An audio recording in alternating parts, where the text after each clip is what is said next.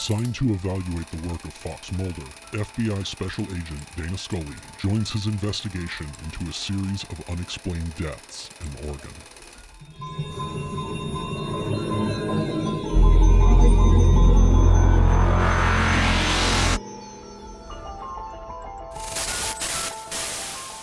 A young woman runs through the woods at night. She stumbles as the wind picks up and lights illuminate the forest. A young man appears over the ridge, walking toward her. A cyclone whips around them as the light intensifies. Everything goes white. The next day, police scour the scene. The woman is estimated to have died 8 to 10 hours earlier, with no evidence of battery or sexual assault. They do, however, discover 2 raised marks on her skin. She is identified as Karen Swenson, a member of the local high school class of 1989, with dried blood around her nose. A man at the scene recognizes her as having gone to school with his son. From the crowd, another man reacts to the discovery with alarm. It's happening again, isn't it? Cut to the J. Edgar Hoover Building in Washington, D.C., headquarters of the Federal Bureau of Investigation. Special Agent Dana Scully has been summoned to meet with her superior, FBI Section Chief Scott Blevins. Inside the office, Scully is joined by 2 other men overseeing the meeting, one of whom participates. The other stands silently in the background, smoking a cigarette.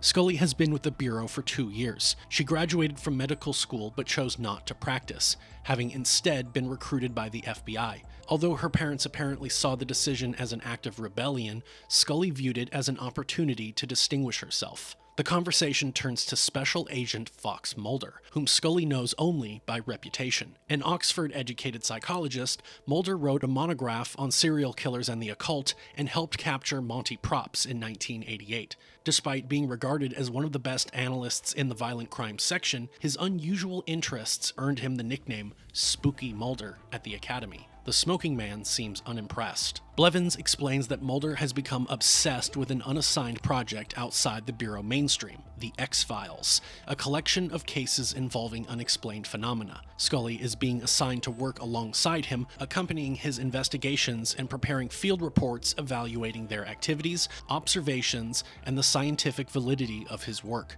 Scully recognizes that she is effectively being sent to debunk the X-Files, while Blevins simply says they trust her to make the proper scientific analysis. She is dismissed to meet her new partner. Scully proceeds into the FBI basement where she finds Mulder in an office littered with UFO photographs and other evidence of his interest in unexplained phenomena and government conspiracies. Their introduction is less than warm. Mulder immediately suspects why Scully has been assigned to him and makes it clear that he believes she has been sent to spy on him. When she questions whether he doubts her credentials, Mulder demonstrates that he has already done his homework. She is a medical doctor, teaches at the FBI Academy, holds an undergraduate degree in physics, and wrote her senior thesis on Einstein's twin paradox. He even read it, although in his line of work, the laws of physics rarely seem to apply. Mulder sets up a projector and introduces their first case, the unexplained death of Karen Swenson in Oregon. Her autopsy found no discernible cause of death, but the raised marks on her back were surrounded by an unusual organic substance containing what Scully identifies as synthetic proteins. Mulder has found the same pathology in cases from Sturgis, South Dakota, and Shamrock, Texas. More importantly, Karen is the 4th member of her graduating class to die under unusual circumstances. Mulder is willing to consider an extraterrestrial explanation, while Scully argues that overlooked evidence, a poor investigation, or even a cover-up are far more plausible. That's why they put the I in FBI. Mulder says they fly to Oregon the following morning. Scully smiles at his tenacity. On the flight, Scully peers through the case files, taking particular notice of one, Dr. Nemen. The plane suddenly experiences extreme turbulence. This must be the place. In their rental car, Scully asks about the previous FBI investigation. Mulder explains that after local authorities failed to solve the first 3 deaths, FBI agents were brought in, only to be recalled after about a week. The investigation was subsequently reclassified and buried in the X-Files until Mulder dug it up. Scully notices that the first 3 reports make no mention of either the mysterious markings or the tissue evidence found on Karen, and that those examinations were signed by a different medical examiner. Whether that examiner is actually a suspect remains to be seen, but Mulder has already arranged to exhume the previous victims so that they can collect their own tissue samples. Suddenly, the radio goes haywire. Mulder pulls over, gets out, retrieves a can of orange spray paint, and marks a giant X on the pavement. Scully looks on as Mulder studies the sky before getting back into the car. What the hell was that about? Oh, probably nothing. They arrive in town on March 7, 1992. At the cemetery, an excavator is already waiting, along with several men who approach the agents. One of them is John Truitt from the county coroner's office. The exhumation is ready to begin when another man interrupts. After ushering his daughter back toward their car, he approaches the agents. This is Dr. Nemen, the county medical examiner, and he is not happy about the procedure. Nemen says he was away when the FBI arranged the exhumation, which leads Mulder to question why he was also absent for Karen Swenson's recent examination, the one that uncovered the unusual tissue evidence. Nemen resents the insinuation and demands that if Mulder intends to accuse him of something, he had better be prepared to back it up. Nemen's daughter begs her father to leave. While the excavator digs, Scully reviews the history of Ray Soames, another classmate and the third victim. Following graduation, Soames developed severe schizophrenia and was institutionalized. He eventually confessed to the first 2 murders and even pleaded to remain locked up, but could provide no evidence connecting himself to the crimes. Soames later escaped the hospital and was found dead from exposure. Mulder points out the problem. How does a healthy young man die of exposure on a warm summer night in Oregon? The casket is raised, but a support strap snaps and the coffin tumbles down the hill before crashing into a gravestone. Mulder rushes over to inspect it and, despite being warned that what he is doing is hardly official procedure, peers inside. The remains in Ray Soames' coffin do not appear to be human. It's probably a safe bet Ray Soames never made the varsity basketball team. Mulder orders the scene sealed. Later that night, Mulder photographs the remains while Scully conducts a post-mortem, which according to this FBI professional is something field agents would never actually do. The body measures 156 centimeters, roughly 5.1 feet, and is abnormal enough that Scully cannot immediately classify it as human. Mulder pushes her for another explanation, but is less than satisfied when she suggests a chimpanzee or an orangutan. He demands a complete medical examination, tissue samples, x-rays, blood typing, toxicology, and a full genetic workup. The two reach an impasse, Scully annoyed by Mulder's extraterrestrial assumptions, and Mulder by what he sees as her reluctance to pursue the examination further. Scully writes her report in her motel room into the early hours of the following morning. Her recording notes the discovery of a gray metallic object embedded inside the subject, which she now examines in a glass vial. There is a knock at the door. It's Mulder. Scully looks smitten.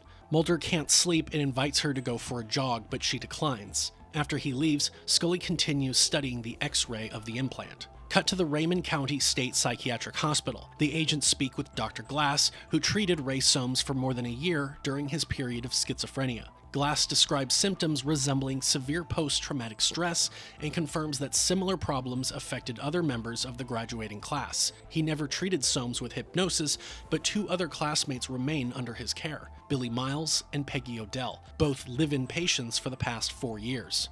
Dr. Glass shows them Billy and Peggy. Billy is in a waking coma, a persistent vegetative state following a car accident involving the 2 of them. Peggy is confined to a wheelchair and spends much of her time reading beside him. When Mulder asks to conduct a cursory medical examination, Peggy suddenly becomes distressed. Her nose begins bleeding and she falls from her wheelchair. Mulder pulls up her shirt, revealing 2 raised marks like those found on Karen Swenson. Scully rushes outside. Mulder follows. Scully demands to know how he anticipated finding the marks, but Mulder dismisses it as a lucky guess and is reluctant to share a theory he expects her to ridicule in her field report. Scully insists that she wants to solve the case and find the truth. Mulder finally tells her what he believes. The former classmates have been abducted. Scully is willing to consider a connection between the markings and Peggy's psychological condition, but she is nowhere near accepting that these people have been riding around in flying saucers. What they do know is that 4 victims were found in the woods, and they need to determine why they were there.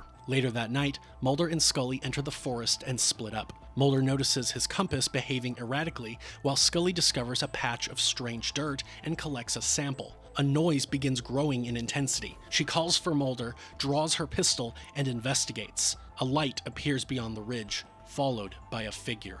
Scully identifies herself as an FBI agent and orders the armed man to drop his weapon. He says he is with the county sheriff's department and tells the agents that they are trespassing. Scully explains that they are conducting an investigation while the man threatens to arrest them if they refuse to leave.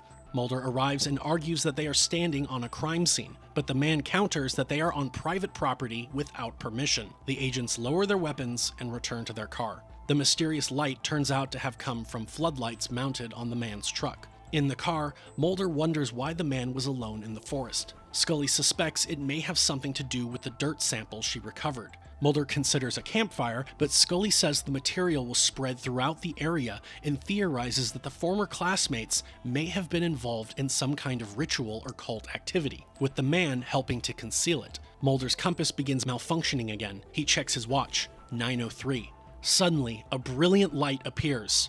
The vehicle loses power but continues coasting before coming to a stop. There are no brakes or power steering. Mulder checks his watch again, 9:12. 9 minutes have passed. Mulder cheers, explaining that he checked the time immediately before the light appeared. Then he finds the orange X he painted on the pavement earlier, confirming that they have returned to the same location. Mulder explains that alleged abductees frequently report periods of unexplained missing time. Scully protests that time cannot simply disappear. It is a universal invariant. The car suddenly springs back to life. Not in this zip code.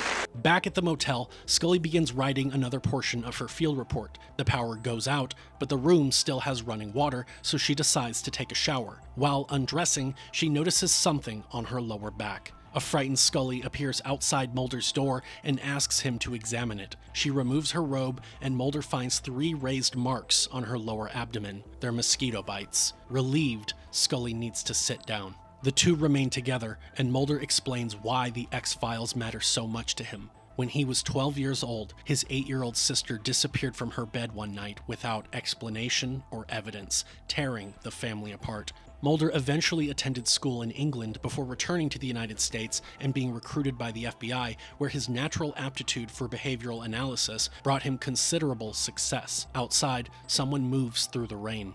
Those successes eventually gave Mulder enough freedom to pursue his own interests, leading him to the X-Files. What initially appeared to be a dumping ground for UFO sightings and alien abduction reports proved to contain hundreds of investigations into paranormal phenomena, the occult, and other unexplained events. Mulder read every file he could find and became convinced that additional classified information exists, but his attempts to access it have repeatedly been blocked. He believes his connections in Congress are one of the few reasons he has been permitted to continue his work. When Mulder briefly turns his suspicions towards Scully, she insists that she serves no agenda and is only interested in finding the truth. Mulder also worked with Dr. Heitz-Verber, who subjected him to deep regression hypnosis. Under hypnosis, Mulder recovered fragmented memories from the night his sister disappeared. A bright light, a presence in the room, paralysis, and Samantha calling for help while he was unable to respond. Mulder believes that whatever took his sister exists and that the government knows about it. He needs to know what they are hiding, and this case is as close as he has ever come to the truth. The telephone rings. An unidentified woman tells him that Peggy Odell is dead. The agents arrive at the highway where Peggy was struck by a truck. The driver insists that she suddenly ran directly in front of his rig, on foot. Scully examines the body and notices that Peggy's watch has stopped around 9 o'clock. As they leave, Mulder reveals that someone has ransacked the autopsy facility and stolen the mysterious corpse. They return to the motel only to discover their rooms destroyed by fire. Scully's computer, x-rays, photographs, and field samples are gone. Mulder's paranoia seems more believable. Then a young woman approaches them. She is Teresa Nemen, and she wants their protection. At a cafe, Teresa explains that ever since graduation, she is periodically awakened in the middle of the woods with no memory of how she arrived there. Now that several of her former classmates are dead, she fears the same thing will happen to her. Teresa admits that she was the anonymous caller who informed Mulder of Peggy's death and that her father knows what has been happening but ordered her to remain silent. She no longer believes he can protect her. Mulder asks whether she bears the same marks as the others. She does. Then her nose begins bleeding. Dr. Nemen enters with the man from the forest, identifying him as Detective Miles. Mulder confronts him, and it is revealed that Miles is also Billy Miles' father. Scully believes Nemen and Miles know who is responsible for the deaths and have been covering it up. Nemen withheld medical evidence and falsified information in the earlier autopsy reports, while Detective Miles has the access and possible motive to ransack the autopsy facility and destroy the agent's motel rooms. What she cannot explain is why. Mulder suggests they inspect the other two graves. At the cemetery, they discover that both remaining graves have already been exhumed and the coffins are gone. Mulder believes he now knows who committed the murders. Scully assumes he means Detective Miles, but Mulder instead names Billy.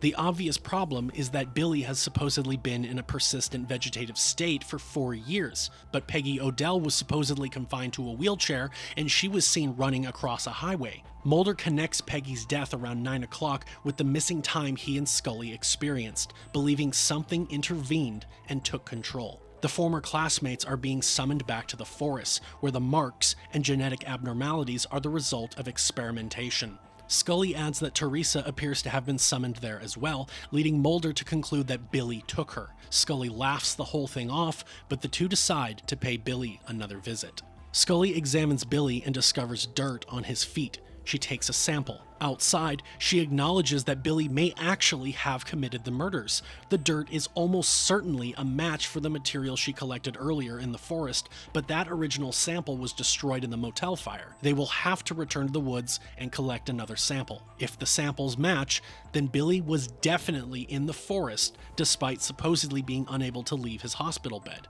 As crazy as Spooky Mulder's theory is, logical Scully may have to validate it in her field report. The agents return to the woods that night, but Detective Miles' truck is already there. They hear a scream and rush toward it. In the chaos, Mulder pulls ahead and the agents become separated. Scully is knocked to the ground by Detective Miles, who repeats that he had warned them to stay out of this. That's felony aggravated assault on a federal officer, maximum 20 years in prison, $250,000 fine, 5 years of post-prison supervision, and a permanent Class C felony conviction on your record. Mulder follows the screams, but runs into Detective Miles, who holds him at gunpoint and orders him to the ground. Mulder confronts Miles for knowing his son was responsible this whole time. Another scream interrupts them, and Miles runs toward it. They find Billy standing over the unconscious Teresa Nemen. His father orders him to stop, but Billy doesn't listen. Detective Miles raises his weapon and Mulder tackles him. The gunshot alerts Scully to their location. Billy picks up Teresa as the wind rises around them. Mulder sees 2 markings on Billy's back, identical to those found on the others. A blinding light shines from the sky. Billy looks toward it. From Scully's position, she can only see a brilliant glow beyond the ridge. Everything goes white.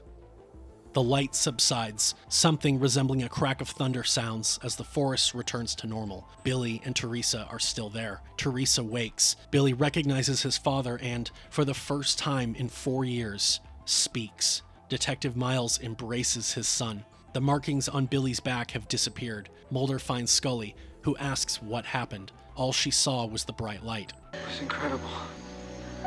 On March 22, 1992, Billy Miles is questioned in Washington, D.C. by Dr. Verber. Billy recalls first seeing the light in the forest while he and his classmates were celebrating their graduation. According to Billy, the light took him to a place where testing was performed and an implant was placed inside his head. Afterward, he would remain dormant until the light summoned him again, compelling him to gather the others and bring them back for further testing. Billy was assured that everything would be all right and that no one would discover what happened, but some of the experiments failed and the evidence was destroyed. Mulder and Scully listen alongside senior bureau officials. The unidentified smoking man from Scully's original meeting is also present. He whispers something to the others, and the men leave.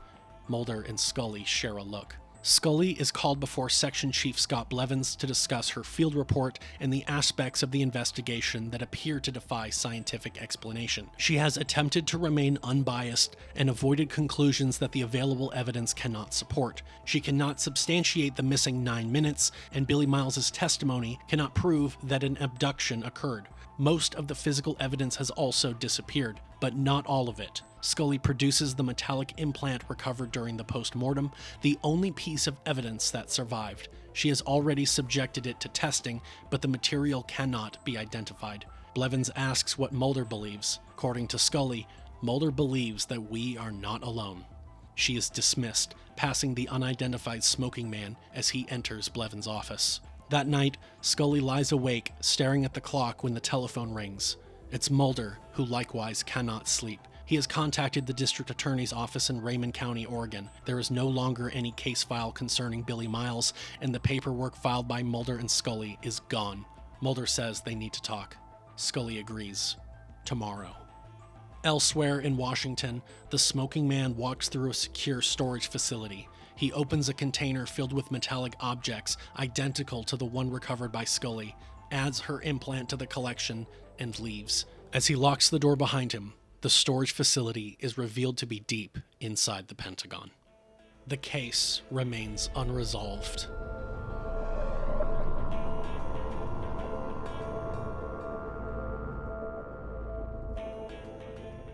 Next File, Season 1, Episode 2, Deep Throat. When an Air Force test pilot disappears after exhibiting strange behavior, Mulder and Scully uncover evidence of secret military experiments involving unidentified aircraft. Meanwhile, a mysterious informant approaches Mulder with a warning. Some secrets are meant to stay buried. Step out of the car. You think if maybe we ignore him, he'll go away?